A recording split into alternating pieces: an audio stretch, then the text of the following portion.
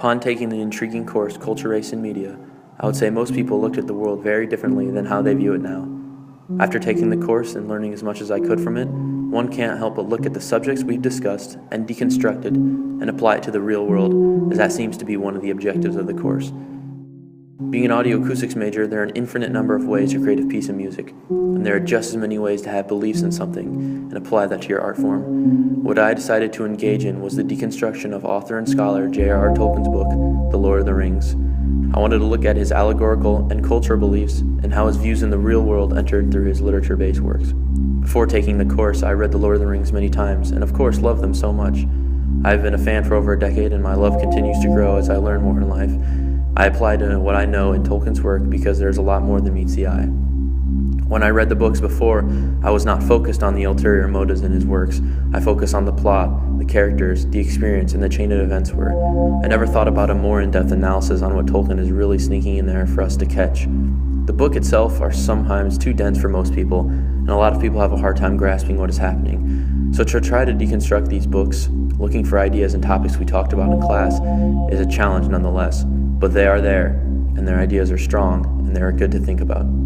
Before taking the course, not once did I really think about how significant and important small, trivial things are in the world of Middle-earth. As Samuel Harris says in his piece, The End of Faith, the human brain is a prolific generator of beliefs around the world. This means the things that I believe to be true are true to me, and maybe others as well. Before taking this course, I did not think outside the box and really analyze what Tolkien's real-life experience were and how they affected his work. Since this essay is about our personal change in perception about something, I want to let you know that I had the mindset of a single story when it came to his work. But having a single story mentality clouds the infinite amount of other aspects behind a piece of literature.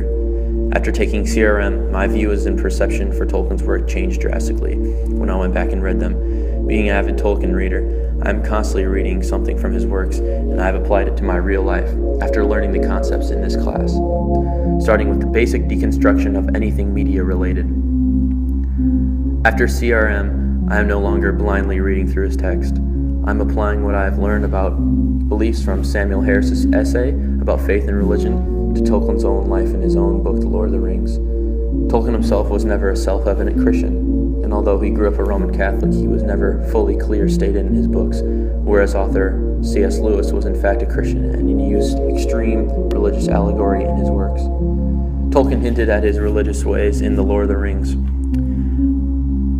In The Lord of the Rings, The Fellowship of the Ring, it is in fact fulfilling a stereotype of equality and a sense of teamwork along the way.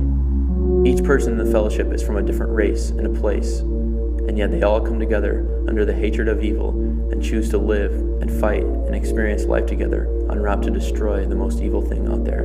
How often do we see all races and ethnicities trying to get along on the media? On TV, we see shows trying to fulfill their quota on ethnic diversity, and we see it all over the workplace as well.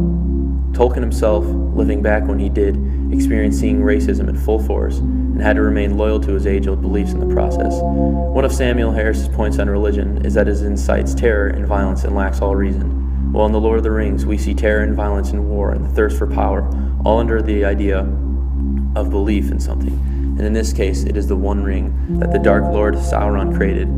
If you are in the Fellowship, you believe the ring is a great tool of coercion, and you know it needs to be destroyed. After taking this course, I now realize that Tolkien uses allegory in smaller ways than none to represent certain ideas. In Mordor, which is a fiery land that lies east in Middle-earth, it resembles a hell-like place. It is literally a fiery land, and it is filled with terrible creatures and beings imaginable, just like within Lord of the Rings, Mordor.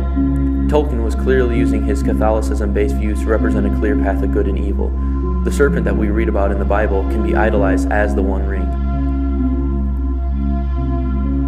In The Lord of the Rings, it manipulates, coerces, and changes the perception of the one who is in contact, just like the serpent. Tolkien was also using small subtleties and ways to create his own mythology-based work. According to Ralph C. Wood of Baylor University, Tolkien also dabbles in the themes such as ageism and sexism in small but important ways. Tolkien's greatest creation in Middle-earth is the elves, and they are essentially perfect beings, cleansed of sin and living in a utopian-based realm, which they call Valinor. Tolkien's elves are immortal, and for Tolkien, they represent beings that have not sinned and are perfect in every way imaginable. These ideas of immortality and perfection in a being seem impossible for us as humans to understand, and that is because we are mortal beings, and our lives are centered on time. We also see sexism in The Lord of the Rings in very small ways, but they are there. There are only a handful of female antagonist characters, and they play more important roles in the movies than they do in the books. There are really only 2 female characters that we see in the books, and the rest are all men, and male characters playing the real heroes. We know that sexism is a real issue in our country, and especially back then, people did not really think of women to do what the men could do.